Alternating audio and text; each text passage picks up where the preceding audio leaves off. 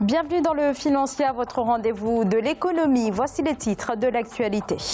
Le marché des assurances en progression en Côte d'Ivoire. Le secteur a généré en 2018 360 milliards de francs CFA, soit une progression de 9% par rapport à 2017.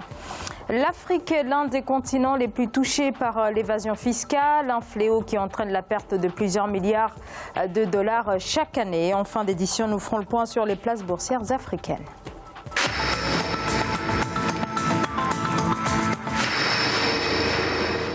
« 9% enregistrés dans le secteur des assurances en Côte d'Ivoire. Cela se traduit par un chiffre d'affaires de 360 milliards de francs CFA, un dynamisme qui continue. Il est en réalité observable depuis le début des années 2010 avec des performances avant tout portées par les grands groupes, et c'est l'assurance vie qui constitue le cœur de toute cette dynamique. Reportage Olivier Collin.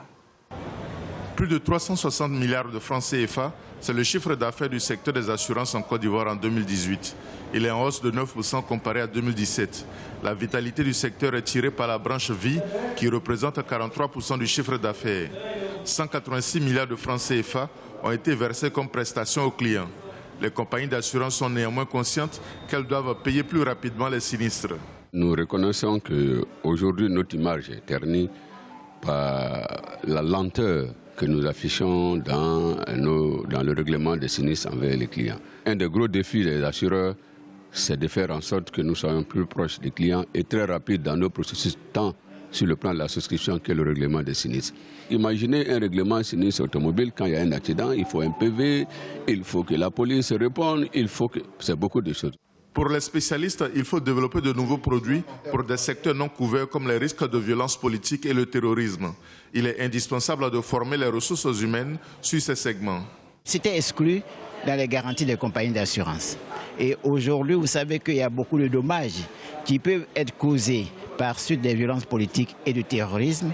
Donc, c'est pour permettre aux compagnies d'assurance de couvrir ces risques-là. Nos animateurs vont apprendre au cadre les techniques de souscription et de maîtrise de ce risque. Afin de maintenir la dynamique de croissance, les compagnies d'assurance ivoiriennes sont en train de passer à la digitalisation pour se rapprocher davantage des clients. La dématérialisation de l'attestation de l'assurance automobile, un segment représentant environ 63 milliards de francs CFA, est en phase d'application. Durant l'exercice 2019-2020, l'économie éthiopienne devrait enregistrer une croissance de 9,2% selon les perspectives du gouvernement, contre 7,7% sur l'année 2018-2019. Une croissance en hausse prévoit également l'agence de notation financière Moody's qui table, elle, sur une croissance autour des 8%. L'agence américaine justifie ses prévisions par la bonne santé des investissements dans les infrastructures, aujourd'hui l'un des piliers de la croissance de l'économie de ce pays, de la Corne de l'Afrique. Chaque année, des dizaines de milliards de dollars échappent au continent africain en raison de l'évasion fiscale, des pertes colossales qui pourraient pourtant permettre au continent de faire face aux nombreux défis en matière de développement. Les économistes alertent sur l'ampleur du phénomène, car dans certains pays, la fraude et l'évasion fiscale coûteraient jusqu'à la moitié des budgets annuels. Marcel Farba-Maroun.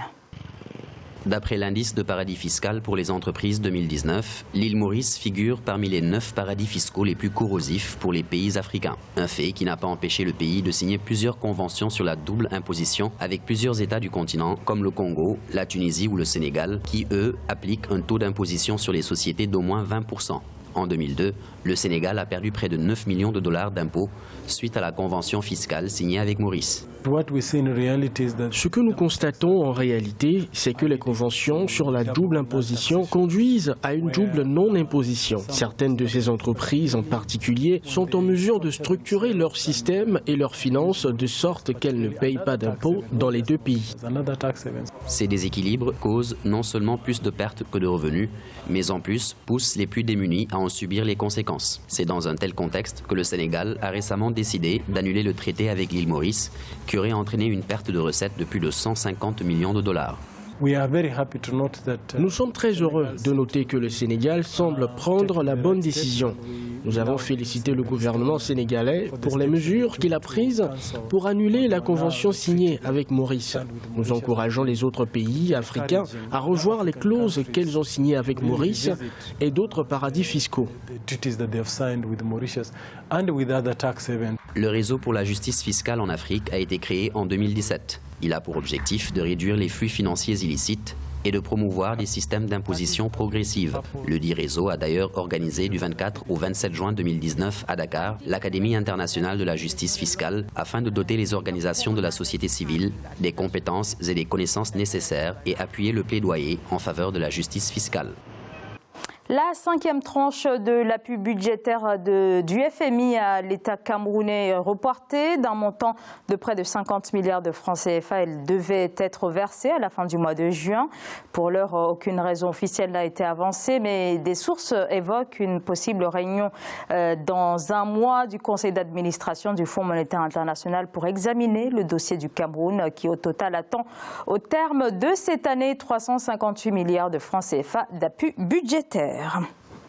La South African Airways devrait prochainement compter 2 nouveaux Airbus A350 dans sa flotte opérant sur la ligne long courrier Johannesburg à l'aéroport JFK à New York. Les 2 appareils devraient être réceptionnés au 2e semestre de cette année pour une location pouvant aller jusqu'à 3 ans. Une réception présentée comme pouvant permettre une nouvelle dynamique à la compagnie aérienne sud-africaine en crise et sans aucun bénéfice depuis 2011.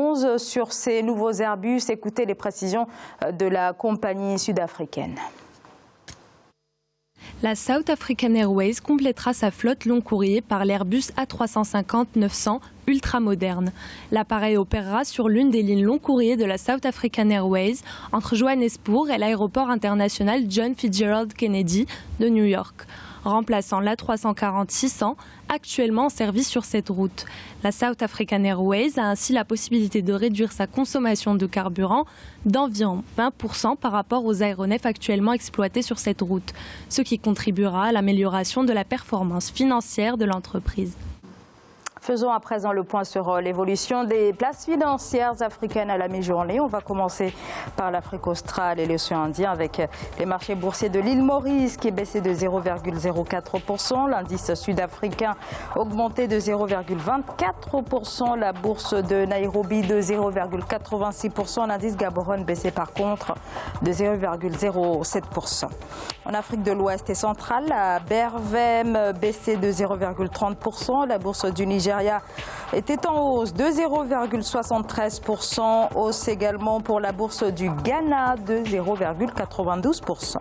Et on va passer à l'Afrique du Nord avec la bourse de Casablanca qui diminuait de 0,37%. La bourse du Caire clôturée sur une hausse de 0,67%. Hausse également pour l'indice tunisien de 1,18%. C'est la fin de ce Financia. Merci de votre fidélité. On se retrouve très vite pour un nouveau rendez-vous de l'économie sur Africa 24.